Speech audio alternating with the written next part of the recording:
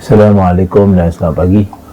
Okey, hari ni kita try tengok Bitcoin Okey, kalau kita tengok dari segi weekly chart ni, Bitcoin ni, dia masih, penurunan dia masih tak ada momentum lagi Cuma kalau kita tengok dari segi monthly chart, contoh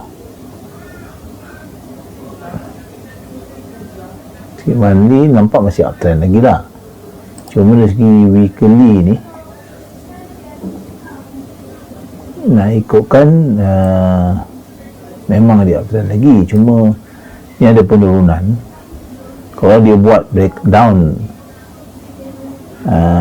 low BB ni, dia mungkin akan jatuh lagi tau. Cuma sekarang ni dia buat penurunan tanpa momentum. Dia ada buat ini sama ada ekstrim ataupun momentum sell kat sini, tapi dia jatuh ni dia tak breakdown low BB kan.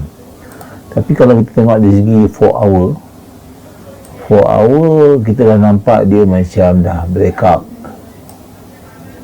TP3 untuk sell lah. Itulah, tak ada lagi signal untuk buy untuk BTC ni, Bitcoin ni saja. Okey, terima kasih.